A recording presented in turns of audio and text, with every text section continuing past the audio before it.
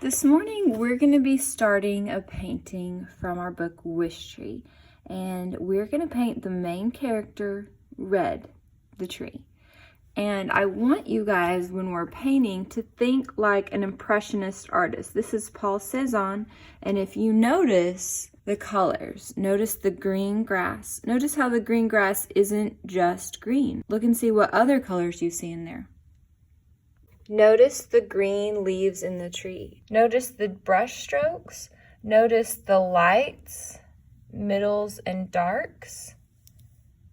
Notice the blue sky and how there's many different shades from white, light blue, purple.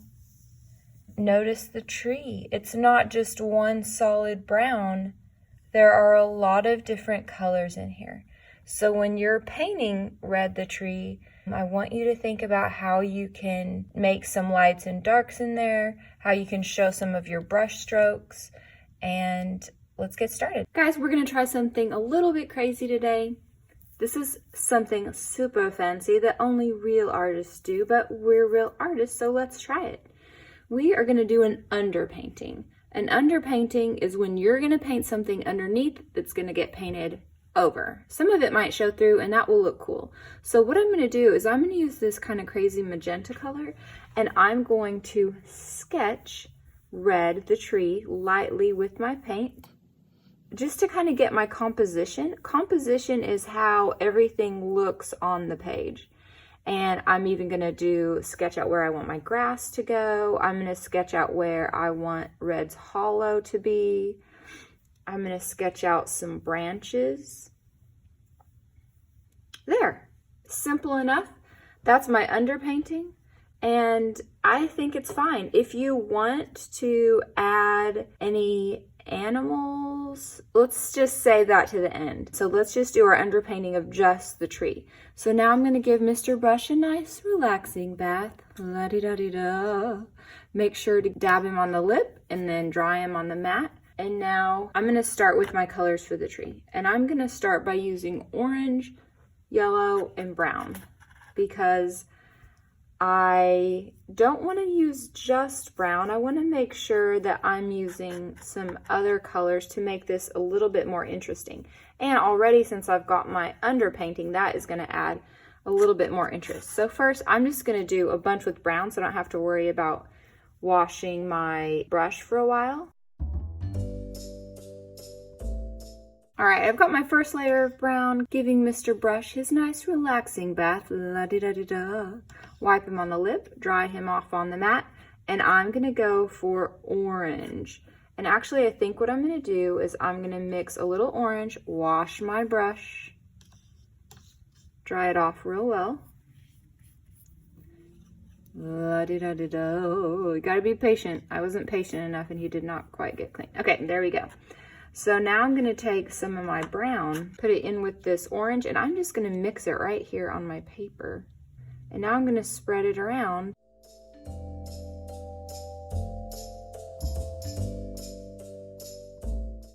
Now, the middle of the tree, we're going to imagine that's where the sun is hitting it the most right now. So we want some yellow.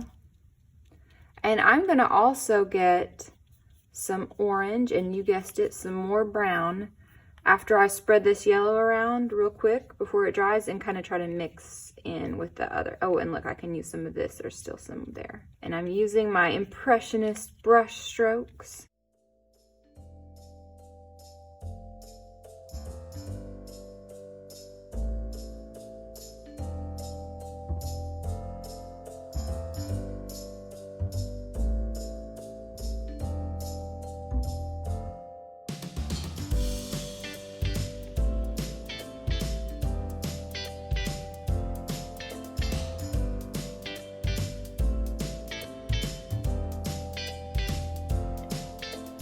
All right, I've got a good base down for the tree. I may not be done with it, but I'm gonna go ahead and move on.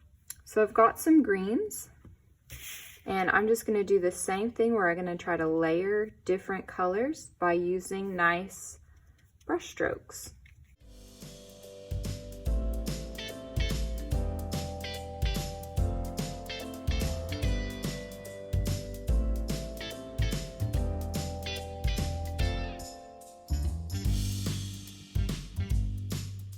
decided I want to paint Little Bongo on home plate.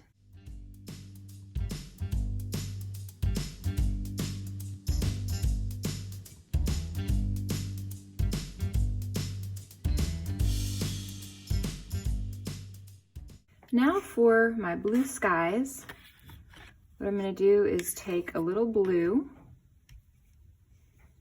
put it on my paper, give Mr. Brush a nice relaxing bath, la-da-da-da-da, and then wipe him on the lip, dry him off on the mat.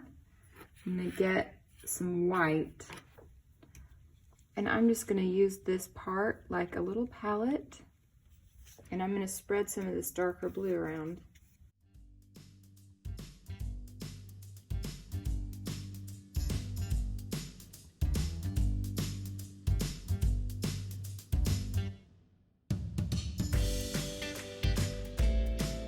Well, that went a long way.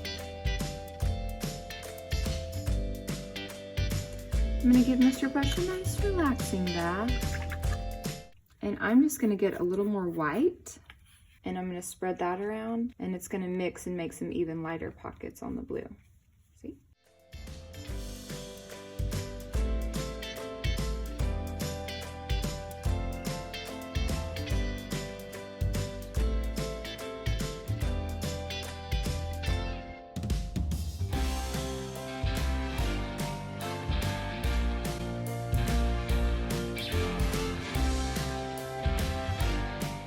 Okay, so here's the problem with getting a little crazy. My black paint was still wet, and so I have to be super careful going around it or else it turns crazy. But do not despair if that happens to you.